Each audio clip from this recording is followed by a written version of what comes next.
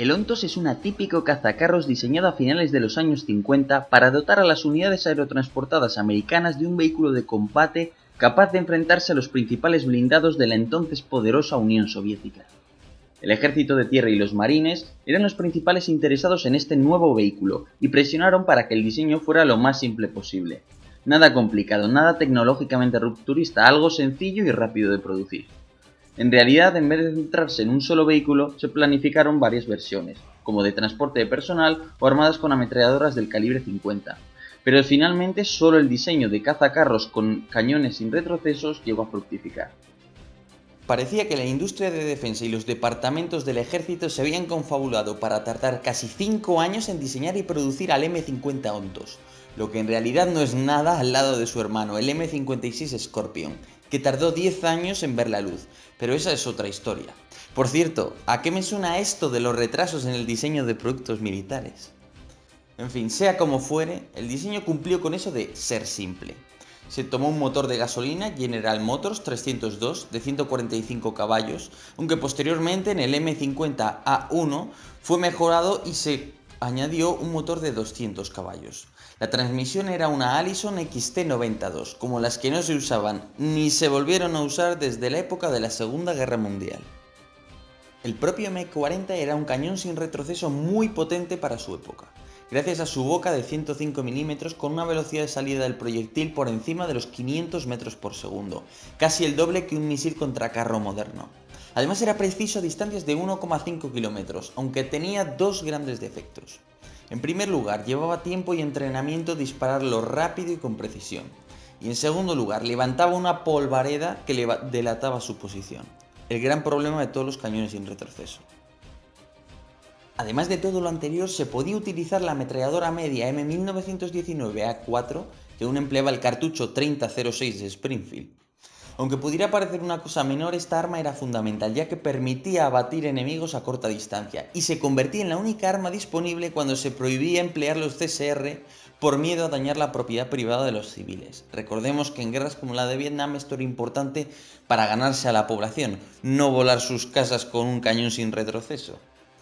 En cuanto a la munición que cargaba el vehículo, se incluían 80 cartuchos trazadores para las M8C, 1000 cartuchos del 3006 para la M1919 y 18 proyectiles de 105 mm, incluyendo los que iban cargados en los cañones. Es decir, que realmente solo se almacenaban 12 dentro del carro. La munición de estos últimos consistía en proyectiles de carga hueca o antipersonal, con una cabeza explosiva de hasta 3,5 kilogramos. Uno de los problemas del vehículo era que para recargar los cañones era necesario salir afuera y exponerse a las balas y a la metralla, lo que además impedía que el vehículo pudiera combatir en entornos de guerra NBQ, es decir, nuclear, biológica y química. Pero al fin y al cabo, ¿cómo funcionó el Ontos? ¿Peleó bien o fue más bien un fiasco? Bueno, en primer lugar estaba claro que el M50 era por encima de todo un cazacarros, y por ello su forma de combatir se basaba en la sorpresa y la emboscada, no podía pretender lidiar con el blindaje de un carro de combate de tú a tú. De ahí que contra los blindados soviéticos se esperara usarlos desde posiciones camufladas, contra las columnas bolcheviques. Para compensar el delgado blindaje se esperaba construir posiciones de tiro alternativas por cada vehículo, para que pudiera hacer fuego y refugiarse, cambiar a otra posición, a fin de obtener protección y de no ser delatado por el polvo que levantaban los cañones sin retroceso. Como en la experiencia de la guerra coreana se habían revivido las lecciones de la Segunda Guerra Mundial, también se crearon batallones antitanque a nivel división, cada uno de los que contaría con 45 Ontos, que se encargarían de proteger los flancos de las unidades de carros de combate Patton. El batallón con 45 Ontos se subdividiría en 3 compañías de 3 pelotones de 5 vehículos cada uno. Los pelotones de 5 vehículos hoy día son raros, ya que lo normal son 3 o 4 vehículos por pelotón. El motivo para que sean tan numerosos bien podría ser compensar las carencias que individuo a individuo tendrían los Ontos. Su bautismo de fuego se produjo en plena guerra de Vietnam, donde participó en diversas operaciones, aunque su rol principal fue defensivo y se usaba para guardar bases y enclaves como puestos avanzados, puentes o vías de comunicación. No obstante, también se dedicaron a proporcionar fuego de apoyo a las unidades de infantería, reviviendo la experiencia de la Segunda Guerra Mundial que demostraba que los cazacarros eran doblemente útiles al ser capaces de apoyar al infante de a pie. Aunque muchos fueron puestos fuera de combate por las balas, la carga hueca y las minas, no se sabe de ningún M50 que fuera baja definitiva, aunque a finales de los años 60 la falta de piezas de repuesto se empezaba a volver un problema que amenazaba con enterrar al M50. Con todas sus carencias en repuestos, blindaje y dificultad para recargarlo sin exponerse, participó con mucho éxito en la batalla de Hue en 1968, donde se volvió un sistema que fue muy querido por los marines para eliminar posiciones del ejército norvietnamita y para abrir brechas en los muros de los edificios. De hecho, combatió codo con los Patton y con los Patton lanzallamas. Pero a pesar de ser apreciado por su agilidad y su potencia de fuego, que le permitían moverse con comodidad por los arrozales vietnamitas, la falta de repuestos y la entrada en servicio de su sustituto, el defectuoso y desastroso M551 Sheridan, y la aparición de los misiles contra carro pusieron los clavos sobre el ataúd de este curioso vehículo, que nunca fue exportado y del que solo se produjeron 350 unidades. Los últimos en ser empleados, cuando apenas ya quedaban algunos repuestos, fueron convertidos en búnkers, aunque no sé exactamente dónde han quedado esos búnkers.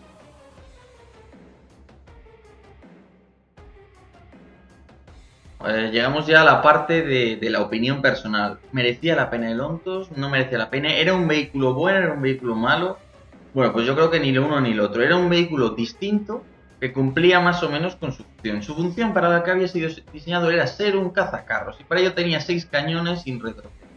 El cañón sin retroceso permitía aligerar el peso, de hecho el peso del vehículo es muy bueno, 8 toneladas para el blindaje que tiene, que no está mal, un blindaje ligero, pero bueno, suficiente, pues no está ni tan mal. Y esos 6 cañones le dan una potencia de fuego importante. Ahora bien, tiene para mi gusto algunos problemas. Primero, la elección del cañón sin retroceso te lo pone complicado a la hora de recargar los cañones y normalmente te va a obligar o a tener un cargador automático o a que el cargador humano se vea obligado a salir fuera, y eso siempre es un riesgo y un punto negativo.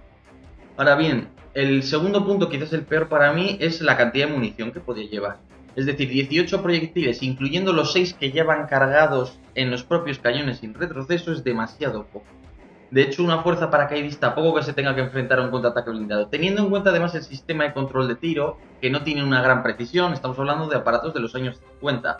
Es verdad que el sistema de control de tiro y los mandos que tenía el Ontos eran bastante avanzados para su época, pero aún así una precisión del 50%, un kilómetro, ya se podría considerar algo bastante alto. Con simplemente 18 proyectiles, que 9 acierten ya es una buena cifra. Y si normalmente para destruir un carro mínimo necesitas 2 penetraciones, eso significa que como mucho un Ontos con suerte podía destruir 4 carros. Es decir, las cifras son más bien malas. Yo creo que un vehículo así, ¿qué les hubiera costado añadir pues unos contenedores auxiliares fuera o lo que sea para que lleven una mayor cantidad de proyectiles? Luego también el otro punto es, bueno, al final los cazacarros siempre se ha demostrado que tienen a tener al final funciones también de apoyo a la infantería. Al final el cazacarros y el cañón de asalto suelen acabar siendo cosas parecidas. Y no preverlo quizás fue un poco erróneo, ¿no? Es decir, al final el Ontos fue usado sobre todo para labores de apoyo a la infantería. La ametralladora M1919A4 estaba bien, pero estaba un poco expuesta arriba, hubiera sido mejor una coaxial y una arriba. De hecho, hubiera sido incluso mejor sustituir un par o 2 o 3 de los cañones sin retroceso para incluir una ametralladora pesada con munición, yo creo, porque habría dado una capacidad de dar apoyo a la infantería muy superior. Entonces, la cuestión es no haber previsto eso, no haber previsto una doble función, la función cazacarros y la función cañón de asalto. Yo creo que eso fue un error del Ontos. Claro, si al final, a la hora de la verdad, el Ontos va a llevar a cabo misiones cazacarros y misiones de apoyo a la infantería con 18 proyectiles, no vas a ningún sitio. Menos mal que por lo menos estaba la ametralladora M1919 que con 1000 cartuchos pues daba para algo. Pero también es verdad que no era una coaxial, que era salir, cogerla del ASA que tienen este tipo de ametralladoras, que además son bastante antiguas. Y ya ves que incluso emplean un calibre no estandarizado, tan el 3006 Springfield. Y claro, pues al final es una solución un poco que se queda algo corta. A finales de los años 40 había quienes habían predicho la desaparición del carro de combate, pero la guerra de Corea demostró todo lo contrario. El carro de combate no solo era importante, sino que además las naciones occidentales lo habían descuidado. Lo habían descuidado hasta el punto de que los norcoreanos en muchas ocasiones tuvieron superioridad en medios acorazados. Entonces, claro, no solo se vio la necesidad del carro de combate, sino de contrarrestar al carro de combate y de tener medios que de alguna forma lo suplieran en el caso de aquellas formaciones de carácter expedicionario, en fin, digamos de carácter más bien ligero, que podían ser desplegadas en la retaguardia tras las líneas enemigas, que se habrían visto obligadas a recibir, a soportar contraataques blindados y que no habrían tenido más que bazocas y cañones sin retroceso para defenderse. Entonces la idea es, si estas fuerzas normalmente aerotransportadas, ¿no?, les dotamos de un vehículo de combate, sobre todo en esencia de un cazacarros, ¿no?, pues vamos a permitirles tener una capacidad mucho mayor. De ahí vehículos como el Ontos para los Paracas.